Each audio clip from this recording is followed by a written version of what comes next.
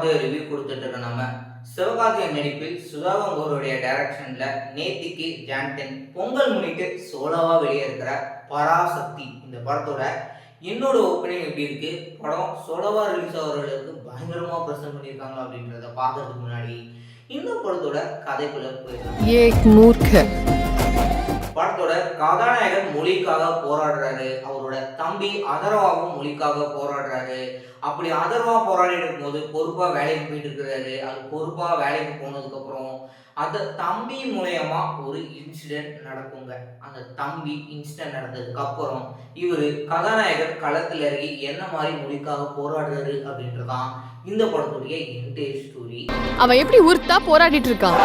டிஎம்கேக்கும் டிவிகேக்கும் சம்மந்தமே கிடையாது. ஏன்னா டிஎம்கே பத்தி ப்ரொமோட் பண்ற விதமா அந்த படத்துல ஒரு காட்சி கூட இடம்பெறல.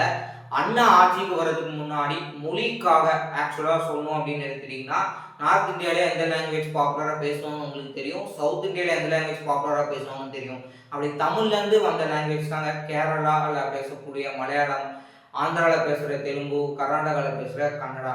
அப்படி இந்த தமிழ் மக்கள் மூலியமா வரக்கூடிய ஒரு ப்ராப்ளம் பிரச்சனை பண்ணிட்டு இருக்கிறாங்க. எதுக்காக? எல்லா கவர்மெண்ட் ரிலேட்டட்லையும் ஹிந்தி தான் இருக்குது, தமிழ் இல்லை அப்படின்றது பிரச்சனை கிடையாது, இங்கிலீஷும் இல்லை அப்படின்றது தான் அந்த பிரச்சனையே. ஏன்னா இவங்களுக்கு இங்கிலீஷ் தமிழ் தவிர்த்து வேற எந்த லாங்குவேஜும் தெரியாது. ஹிந்தி கற்றுக்கிறது பயங்கரமான ஒரு கஷ்டமான ஒரு விஷயம் அப்படின்னே சொல்லலாம். ஆக்சுவலாக எனக்கு ஹிந்தி மூவிஸ் டேரக்டாக பார்க்குறத விட டப்பிங்கில் பார்க்க தான் பிடிக்குங்க. அந்தளவுக்கு இந்த படத்துடைய திரைக்கதை அவ்வளோ சுவாரஸ்யமாக புலி கூட நம்மளுக்கு போர் அடிக்காத அளவுக்கு கொடுத்துருப்பாங்க. எப்படி 2020 சுதாகரோ சூரரை போற்று அப்படின்னு ஒரு படம் எடுத்திருந்தாங்க இல்லையா, அதுக்கப்புறம் புறநானூறு சூர்யா வச்சு படம் பண்ணாங்க. சிவகார்த்திகேயன் அதுக்கப்புறம் மறுபடியும் ஒரு கேஸ்டிங் குழு படத்துல கேஸ்டிங் ப்ராப்ளம் அப்படின்றது தான் இங்க நடந்திருக்குங்க. அதனால தான் புறநானூறு படம் ரிலீஸ் ஆகாம சிவகார்த்திகேயன் வச்சு பராசக்தி இந்த வாட்டி ரிலீஸ் ஆயிருக்கு. ஆனா புறநானூறு தான் பல வாட்டி டைரக்டர் சிவகார்த்திகேயன் பேச வச்சிருக்காங்க. அண்ட் பல பேர் பேச வச்சிருக்காங்க. ஒரு சிலர்லாம் பேசுவாங்க அப்படின்னு சொல்லலாம், பல பேரும் எடுத்துக்கோங்க. ஏன்னா புறநானூறு அப்படின்னு சொல்லிட்டு நெஞ்சிலே குத்திருப்பாரு. அப்ப எதுக்காக இந்த டைட்டில் பராசக்தி அப்படின்னு வச்சாங்க அப்படின்னு எடுத்துக்கிட்டீங்கன்னா, டிஎம்கே ஆட்சியில் தீய சக்தி அப்படின்ற ஒரு நெகட்டிவா நம்ம எடுத்துக்கலாம், இல்லை எப்படி வேணாலும் எடுத்துக்கலாம். நம்மளுக்கு கலைஞரோட ஆட்சி நல்லா இருக்கு அப்படின்ற மாதிரி ஃபீல் ஆகுது. ஏன்னா நம்மளோட பேரண்ட்ஸ்லாம் அந்த மாதிரி சொல்லியிருக்கோம், நம்மளுக்கு கலைஞர் ஆட்சி எந்த அளவுக்கு டீட்டெயிலிங்காக இருந்ததுன்னு தெரியாது, ஸ்டாலினோட ஆட்சி எந்த அளவுக்கு டீட்டெயிலிங்காக இருக்கும் அப்படின்னு தெரியாது. நம்ம அந்த அரசியலுக்கு நம்ம போல. பட் ஸ்டாலின் பண்ணுற ஒரு சில விஷயங்கள் எனக்கு பர்சனலி பிடிக்கல அப்படின்னு தான் சொல்லுவோம். அவங்களோட ஆட்சி சரியில்லையோ அப்படின்ற மாதிரி எனக்கு ஃபீல் ஆகுது. அப்படி பிரகாரம் பார்க்கும்போது சிவகார்த்திகேயனுக்கு ஒளி புரிகிற அளவுக்கு ஒரு பராசக்தியா இந்த படம் ரிலீஸ் ஆயிருக்கு. எப்படி அக்டோபர் 31 அமரன் நல்ல ஒரு படமா அமைஞ்சதோ 2024ல, அதே மாதிரி இந்த 2026ல பராசக்தி படம் அமைஞ்சிருக்கு அப்படின்னு சொல்லலாம். ஜிவி பிரகாஷ் பொதுவாகவே இவர் படம் ரிலீஸ் ஆனதுக்கு அப்புறம் தான் பாடலே பயங்கரமா பேசும்னு தனுஷே சொல்லியிருப்பாரு.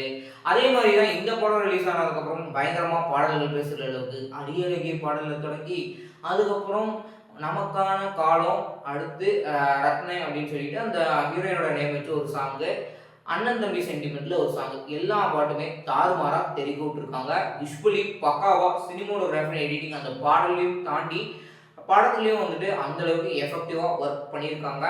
மேக்கிங் வைஸ் சிவகார்த்திகேயன் அண்ட் ஜெயலலிதாவோட அந்த ஒரு கிளாஷ் போர்ஷன், கிளைமேக்ஸ்ல நடக்கக்கூடிய அந்த ஒரு ஃபயர் வச்சு அவங்க எடுக்கக்கூடிய அந்த ஒரு போர்ஷன், அவங்க எடுக்கப்பட்ட அந்த ஒரு செட்டிங், டைலாக் என்னதான் அவங்க கட் பண்ணாலும் கூட அந்த சீன் பார்க்கறதுக்கு ஒரு கூஸ்பென்ஸ் மெட்டீரியலாக கொடுத்து, ரவிமோகனுடைய கேரக்டர் தனி ஒருவன் படத்துல எப்படி பயங்கரமா வந்ததோ அதே மாதிரியே இந்த படத்தையும் வடிவமைச்சு ஸ்ரீலீலா யூஸ்ஃபுல்லா அவங்களோட படங்கள்ல வர மாதிரி ஒரு லவ் போர்ஷன், அது கிரிஞ்சு அப்படின்னா தயவுசெய்து யாரும் எடுத்துக்காதீங்க.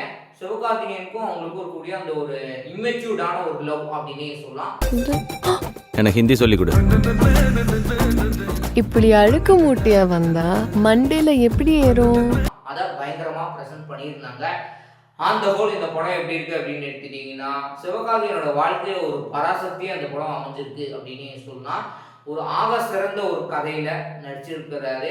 எப்படி சூரியனை போற்று எல்லாத்துக்கும் ஒரு இன்ஸ்பிரேஷன் மூவியா இருந்ததோ, இந்த படம் தமிழ் மக்கள் தமிழ்ல ரொம்ப புலவரா ஒரு தமிழ் ஆசிரியர், ப்ரொஃபசர், இந்த மாதிரியான ஆஸ்பெக்ட்ல இருக்கக்கூடிய பர்சனுக்கு ஒரு இன்ஸ்பிரேஷனா பெருமைப்படுற அளவுக்கு பராசக்தி நின்று பேசுங்க. ஜனநாயகம் ரிலீஸ் ஆகலன்னு கவலைப்படாதீங்க. ஜான் 15 தெறி படம் தெறிக்க விட்றோம் ரீ ரிலீஸ் பண்ணி.